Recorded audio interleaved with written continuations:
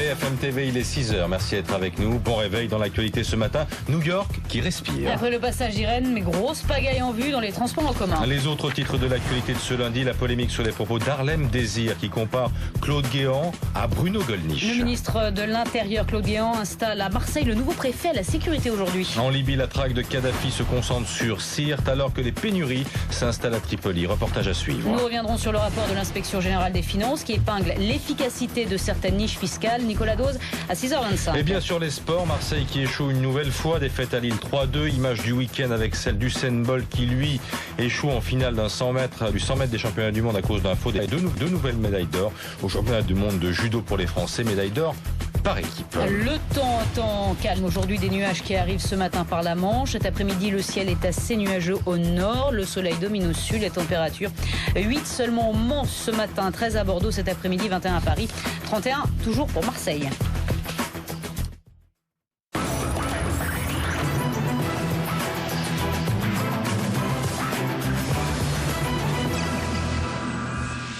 D'abord Irène, le pire n'a donc pas eu lieu. On va vous montrer les toutes dernières images. D'abord celle en provenance du Connecticut, cet état côtier où ça a beaucoup soufflé. D'ailleurs les dégâts sont importants sur la côte. 18 morts en tout et des milliards de dollars de dégâts. En revanche, Pascal, c'est le soulagement du côté de New York. Oui, effectivement, où finalement la tempête n'a pas fait énormément de dégâts au passage. Barack Obama a réagi hier. Beaucoup d'Américains courent toujours le risque de coupures d'électricité et d'inondations qui pourraient empirer dans les prochains jours quand les rivières vont sortir de leur lit. Donc je veux que les gens sachent que ce n'est pas terminé. Les opérations de secours vont se poursuivre et j'invite les Américains dans les régions qui sont affectées à continuer d'écouter les conseils et les recommandations des autorités locales. Double difficulté en fait à New York, la remise en route des transports. Les avions revoleront de nouveau dans quelques heures et puis il faut organiser le retour de quelques 370 000 personnes qui ont été évacuées. Et quelques dizaines de milliers de personnes restent encore privées de courant en ce moment. Il y en a eu près de 2 millions au plus fort de la tempête sur la côte est. Tout va rentrer dans l'ordre normalement assez vite. Et les 370 000 New-Yorkais évacués commencent donc à rentrer chez eux. Les envoyés spéciaux de BFM TV à New York, Caroline Mier, Guillaume Moer. Des litres et des litres d'eau à évacuer avec une petite pompe et un seau. Dan et Joanne avaient préféré s'éloigner d'Irène pour protéger leurs enfants et découvrent avec stupéfaction les dégâts dans leur garage. Fataliste, la mère de famille écope malgré les risques de nouvelles crues avec la marée du soir. On vit au bord de la mer, c'est le prix à payer pour vivre à la plage. Dan, lui, est plus inquiet. Il tient à nous montrer les dégâts à l'intérieur de la maison. Dans la salle de bain, l'odeur est pestilentielle. Sous nos yeux, il découvre que sa chaudière est noyée et semble avoir du mal à réaliser. Quand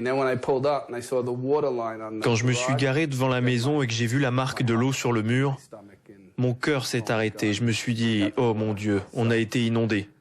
On a encore beaucoup de boulot devant nous et c'est assez décourageant. Toutes les maisons de cette rue de Long Island ont subi le même sort, mais les assurances américaines ne couvrent pas tout lorsque les résidences sont situées hors de mer. Chacun, ici, en aura pour plusieurs milliers de dollars de réparation.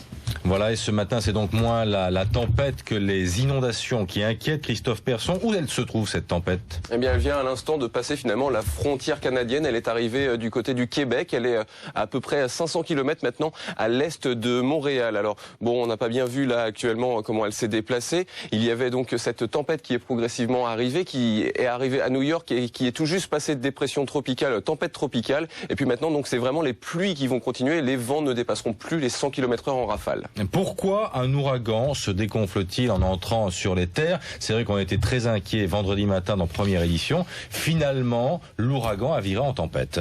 Exactement. Alors un ouragan, pour qu'il se forme, il a besoin de plusieurs choses. Déjà, d'une part, il faut qu'il fasse très chaud et il faut surtout qu'il y ait une eau du coup assez chaude, au moins à 26 degrés, et que le soleil frappe assez fort pour qu'il y ait de l'évaporation. Là, l'ouragan va se former. Donc dès que l'ouragan rentre dans les terres, il n'a plus finalement l'apport d'humidité et les températures chaudes de l'océan, et du coup, progressivement, il disparaît et il y a de moins en moins d'humidité dedans avec la pluie, et du coup il faiblit progressivement. Christophe Persson que l'on retrouve pour un point météo complet dans une dizaine de minutes. Dans l'actualité également de ce lundi, l'installation à Marseille du nouveau préfet.